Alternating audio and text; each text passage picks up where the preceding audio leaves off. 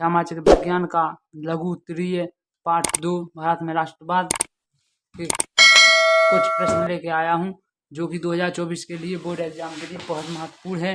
ये कक्षा 10 सामाजिक विज्ञान के लघु उत्तरीय प्रश्न हैं, तो इनको आप नोटबुक में जरूर लिख लेना और इनको जरूर याद कर लेना, क्योंकि ये 2024 के लिए बहुत महत्वपूर्ण है। तो इसको जरूर याद कर लेना। तो वीडियो के स्टार्ट करते हैं। अगर आप हमारे चैनल पर नए हो तो चैनल को लाइक एंड सब्सक्राइब और दोस्तों को शेयर जरूर करें। तो वीडियो को स्टार्ट करते हैं बगैर टाइम गवाए। तो पहला क्वेश्चन क्या कह रहा, साइमन कमीशन की रिपोर्ट से कांग्रेस क्यों असंतुष्ट थी। मतलब कि साइमन कमीशन की रिपोर्ट से कांग्रेस क्यों असंतुष्ट, मतलब संतुष्ट क्यों नहीं थी, खुश क्यों नहीं थी साइमन कमीशन की रिपोर्ट से। तो इसके बारे में लिखना है। और कांग्रेस ने किस नई नीति की घोषणा की, और इसके बारे में लिखना है। जो कांग्रेस है उसने नई नीति कौन सी अपनाई, उसके बारे में लिखना है। तो इसका उत्तर देखते हैं। तो उत्तर, समिति में किसी भारतीय के ना होने के कारण। मतलब कि जो ये साइमन रिपोर्ट से कांग्रेस असंतुष्ट इसलिए थी क्योंकि उसमें भारतीय नहीं था, कौन भारतीय का सदस्य शामिल नहीं था, इसलिए ये असंतुष्ट थी। तो इसको स्टार्ट करते हैं। समिति में किसी भारतीय के ना होने के कारण, मतलब कि साइमन कमीशन में एक भी भारतीय सदस्य शामिल नहीं था। कांग्रेस के साथ ही उस समय के राजनीतिक दलों तथा मुस्लिम लीग आदि ने इसका विरोध किया। मतलब कि जो कांग्रेस के साथ साथ, मतलब कि कांग्रेस तो इसका विद्रोह कर ही रहा था, विरोध कर ही रहा था, उसके साथ साथ मुस्लिम और आदि लोग इसका विरोध किया। मतलब कि इसमें भारतीय नहीं जुड़े थे तो मुसलमान ने भी विरोध किया।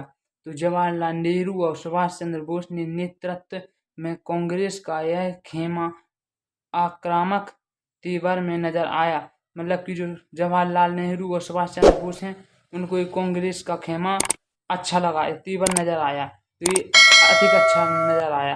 तो दिसंबर 1929 में जवाहरलाल नेहरू की अध्यक्षता में कांग्रेस के लाहौर अधिवेशन में, मतलब कि दिसंबर 1929 में जवाहरलाल नेहरू की अध्यक्षता में कांग्रेस के लाहौर अधिवेशन में पूर्ण स्वराज की मांग को औपचारिक रूप से मान लिया गया।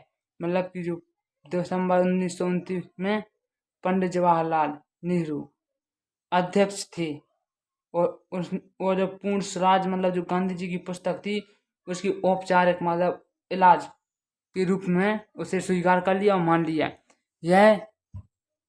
यह निर्धारित किया गया कि 26 जनवरी 1930 को स्वतंत्रता दिवस के रूप में मनाया जाएगा। मतलब कि जो पूर्ण स्वराज पुस्तक है इसकी औपचारिक यह निर्धारित किया गया, मतलब कि यह माना गया कि यह 26 जनवरी 1930 में स्वतंत्र दिवस के रूप में मनाया जाएगा। मतलब कि ये भी और स्वतंत्रता दिवस भी मनाया जाएगा, तो मनाया जाएगा। और उस दिन लोग पूर्ण स्वराज के लिए संघर्ष की शपथ लेंगे। मतलब कि जो गांधी जी की पुस्तक का नाम पूर्ण स्वराज था उसकी तरफ से लोग शपथ लेंगे। तो ये क्वेश्चन खत्म हुआ और ये बहुत महत्वपूर्ण है और ये 2024 2 साल से लगातार आ रहा है, तो इसको आप जरूर याद कर लेना। तो आप क्वेश्चन नंबर 2 और इसको नोटबुक में जरूर लिखना, जो मैं बता रहा हूँ ये नोटबुक में जरूर लिखते जाना। तो प्रश्न 2, पूना पैक्ट पर किसके हस्ताक्षर हुए, उसकी 2 शर्तें लिखिए। मतलब कि जो पूना पैक्ट था उस पर किसके हस्ताक्षर हुई, मतलब साइन हुई, और उसकी शर्तें लिखिए 2। तो इसका उत्तर शुरू करते हैं। तो डॉक्टर अंबेडकर ने 1930 में दलितों को दलित वर्ग एसोसिएशन में संगठित किया। मतलब कि जो अंबेडकर ने 1930 में दलितों के दलित वर्ग एसोसिएशन में संगठित किया। मतलब जो एसोसिएशन वर्ग है इसमें कुछ दलितों के दलित मतलब लोग संगठित हुए, मतलब मिले। तो दलितों के लिए अलग निर्वाचन क्षेत्रों के प्रश्न पर दूसरे गोलमेज सम्मेलन में महात्मा गांधी के साथ उनका काफी विवाद हुआ। मतलब कि जो दलितों के लिए, मतलब दूसरों के लिए या धोखेबाजों के लिए निर्वाचन क्षेत्र में प्रश्न पर दूसरे गोलमेज, मतलब गांधी जी की पार्टी में महात्मा गांधी के साथ उनका काफी विवाद हुआ, मतलब लड़ाई हुई उनके प्रति, दलितों की और महात्मा गांधी की उसकी। तो इसकी लड़ाई हुई जब ब्रिटिश सरकार ने अम्बेडकर की मांग मान ली और ब्रिटिश सरकार ने अम्बेडकर ने ब्रिटिश शासन की मांग मान ली, तो गांधी जी गुस्सा हो गए। गांधी जी गुस्सा हो गए।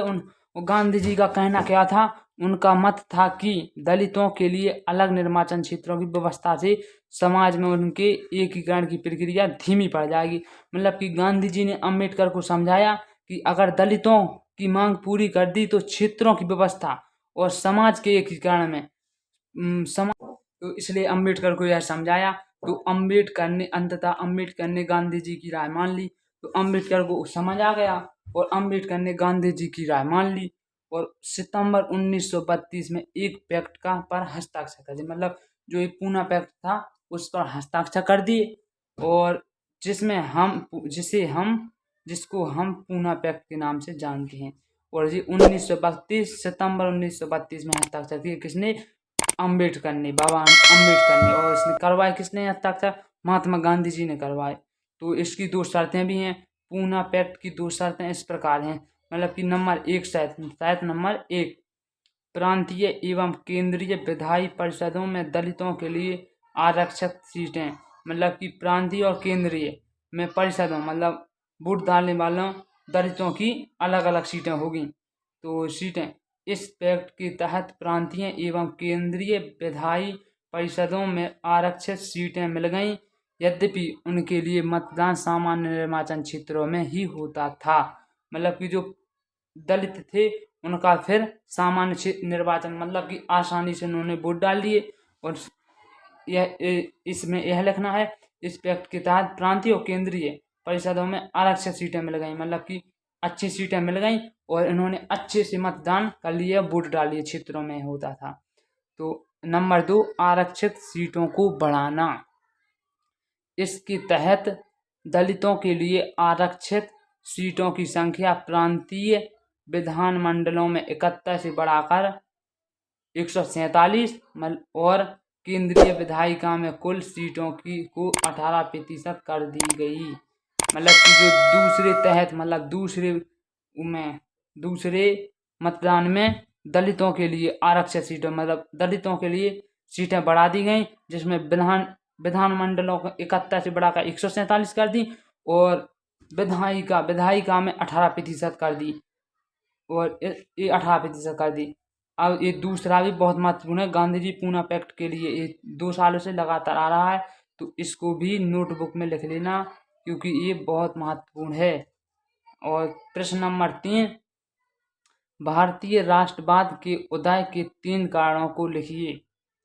भारतीय राष्ट्रवाद के उदय के 3 कारणों को लिखिए।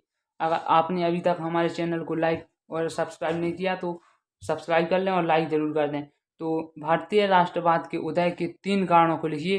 तो लिखते हैं, उत्तर वियतनाम और दूसरे उपनिवेशों की वियतनाम और दूसरे उपनिवेशों की तरह भारत में भी आधुनिक राष्ट्रवाद के उदय की घटना उपनिवेशवाद विरोध आंदोलन से भी घनिष्ठ रूप से जुड़ी हुई थी। मतलब कि विनयवाद और दूसरे उपनिवेश मतलब दूसरे देश की तरह भारत में भी वही घटना थी। आधुनिक राष्ट्रवाद के उदय की घटना उपनिवेशवाद थी, मतलब चल रही थी, आंदोलन से भी घनिष्ठ रूप से जुड़ी हुई थी, मतलब कि और सरकार से भी बहुत जुड़ी हुई थी। भारतीय लोग औपनिवेशिक शासकों के विरुद्ध संघर्ष के दौरान आपसी एकता को भली भांति जानने लगे थे। मतलब कि जो भारतीय लोग थे वो औपनिवेशिक शासकों के विरुद्ध संघर्ष के दौरान आपसी एकता को भली भांति जानने लगे थे। मतलब कि जो एकता थी उनके बीच में उनको जान गए थे। तो भारतीय राष्ट्रवाद के उदय के 3 कारण निम्न हैं। नंबर 1, देश में सामाजिक तथा धार्मिक आंदोलन। पहला कारण यह है, देश में सामाजिक तथा धार्मिक आंदोलन। कारण नंबर 2, भारत की राजनीतिक एकता के प्रति लोगों की भावना। भारत की राजनीतिक एकता के प्रति लोगों की भावना। और नंबर 3, पश्चिमी शिक्षा का भारतीय पर प्रभाव। मतलब कि जो पश्चिमी शिक्षा थी वो भारतीय प्रभाव पर कैसा प्रभाव था। तो ये भी खत्म हो गया। आई होप आपको वीडियो अच्छी लगी होगी क्योंकि लघु उत्तरी के 3 ही प्रश्न बहुत महत्वपूर्ण हैं। ये 2024 में आने की बहुत संभावना है। 99% आने की संभावना है। तो अगर आपको हमारी वीडियो अच्छी लगी है तो लाइक शेयर एंड सब्सक्राइब जरूर करें और इसको 2 बार देख लें तो अच्छे से याद हो जाएगा, कभी नहीं भूलोगे। Thank you. मिलते हैं अगली वीडियो की तरफ, तब तक के लिए जय हिंद जय भारत।